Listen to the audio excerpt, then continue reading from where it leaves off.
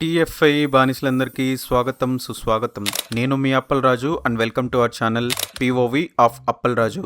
Finally Ram Charan గారి పెద్ద cinema release అయింది అండ్ ఇందాకే నా షో ఫినిష్ చేసి వస్తున్నాను. ఆచార్య అండ్ గేమ్ చేంజర్ లాంటి డిసప్పాయింట్మెంట్ ఫిలిమ్స్ తర్వాత వస్తున్న సినిమా మన పెద్ది. సో ఫ్యాన్స్ అందరూ ఈ సినిమాతో రామ్ చరణ్ కంబ్యాక్ కోసం వెయిట్ చేస్తున్నారు అండ్ జనరల్ ఆడియన్స్ కూడా ఈ సినిమా మీద మంచి ఎక్స్పెక్టేషన్స్ ఉన్నాయి. మరి ఈ సినిమా ఆ ఎక్స్పెక్టేషన్స్ కి రీచ్ అయ్యి మన రామ్ చరణ్ గారికి కంబ్యాక్ ఫిలిం అయ్యిందా అంటే yes, definitely Peddi is the comeback film for Ram Charan in the recent years.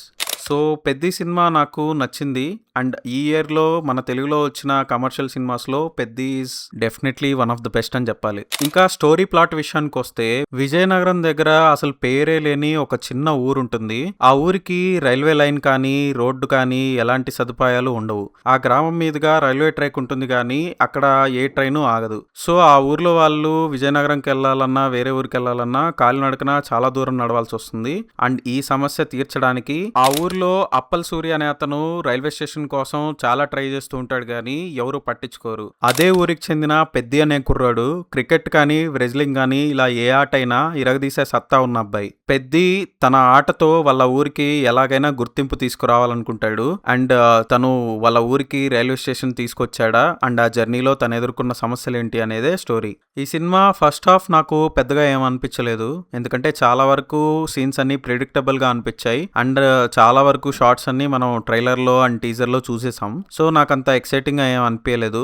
But ఎప్పుడైతే శివరాజ్ కుమార్ గారు ఎంటర్ అయ్యారో అప్పటి నుంచి సినిమా ఒక రేంజ్ కి వెళ్ళిపోయింది అండ్ ప్రీ ఇంటర్వెల్ సీన్ గానీ అండ్ ఇంటర్వెల్ సీన్ గానీ సినిమాకి ఒక మంచి పేస్ సెట్ చేశాయి. అండ్ ఇంటర్వెల్ తర్వాత నుంచి ఎప్పుడైతే మనకు సెకండ్ హాఫ్ లో కోర్ పాయింట్ స్టార్ట్ అవుతుందో అక్కడ నుంచి సినిమా నాకు చాలా బాగా అనిపించింది and pre climax and climax portions అయితే నాకు చాలా ఎమోషనల్ గా అనిపించాయి. సో ఓవరాల్ గా Peddi is a decent film to watch.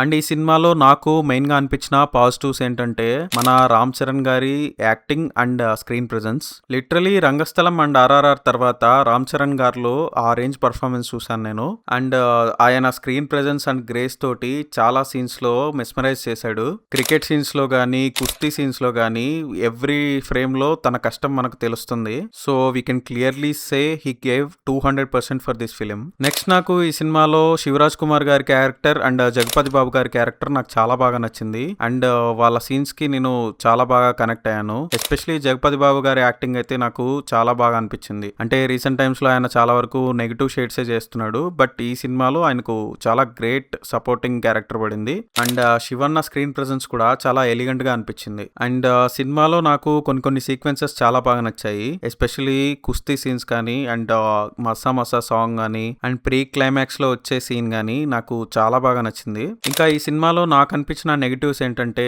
Mainly Janhvi Kapoor character. ఆవిడ క్యారెక్టర్ అసలు అనవసరం అనిపించింది అండ్ ఉన్నంతసేపు ఆవిడని ఎక్స్పోజింగ్ కి వాడుకున్నారు తప్ప తన క్యారెక్టర్ కి ఎలాంటి వాల్యూ లేదనిపించింది. అండ్ ఈ సినిమాలో నాకు కొన్ని షార్ట్స్ చాలా వల్గర్ గా అనిపించాయి, లైక్ ఇవి ఫ్యామిలీస్ అసలు చూస్తారా అనేలాగా ఉన్నాయి. ఇంకా బిగ్గెస్ట్ డిసప్పాయింట్మెంట్ నాకు అనిపించింది ఏంటంటే డైరెక్షన్ కొంచెం బెటర్ గా ఉండాల్సింది. లైక్ కొన్ని పోర్షన్స్ లో మనం ఆల్రెడీ వేరే సినిమాల్లో ఇలాంటి సీన్స్ చూసాం కదా అని అనిపించాయి అండ్ కొన్ని షార్ట్స్ కూడా ఇంకా బెటర్ గా చేస్తుండొచ్చు అని అనిపించింది నాకు. సో డైరెక్షన్ ఆఫ్ బుచ్చిబాబు గారు కుడ్ హ్యావ్ బీన్ బెటర్ అనేది నా ఒపీనియన్. అండ్ నాకు మ్యూజిక్ కూడా ఇంకా ఇంప్రూవ్ అయితే బాగుండు అనిపించింది. కొన్ని సీన్స్ లో బీజిఎం లైక్ టూ మచ్ స్లోగా అనిపించింది and it could have been better because చాలా ఎమోషనల్ డెప్త్ ఉంది అండ్ అట్ సేమ్ టైం మనకు చాలా ఎలివేషన్ సీన్స్ కూడా ఉన్నాయి కాబట్టి బీజిఎం ఇంకా ఎనర్జెటిక్ గా ఉండుంటే ఇంకా బెటర్ గా ఉండు అని నాకు అనిపించింది. అండ్ నాకు అనిపించిన ఇంకొక నెగటివ్ థింగ్ ఏంటంటే మన మున్నా భయ్యాన్ గానీ అండ్ ఇంకొక మెయిన్ విలన్ క్యారెక్టర్ ఉంటుంది. సో వాళ్ళని ఇంకా యూజ్ చేసుకోండొచ్చు అండ్ నెగటివ్ క్యారెక్టర్స్ కి ఇంకొంచెం ఎక్కువ స్క్రీన్ ప్రెజెన్స్ ఇచ్చుంటే స్టోరీ ఇంకా కొంచెం గ్రిప్పింగ్ గా ఉండేది అని నాకు అనిపించింది. So this is our POV for the film Peddi. ఈ వీడియో మీకు నచ్చినట్టయితే లైక్ చేయండి అండ్ కొత్తగా వచ్చినట్లయితే ఖచ్చితంగా మన ఛానల్ ని సబ్స్క్రైబ్ చేసుకోండి. This is Appal Raju signing off. Thank you.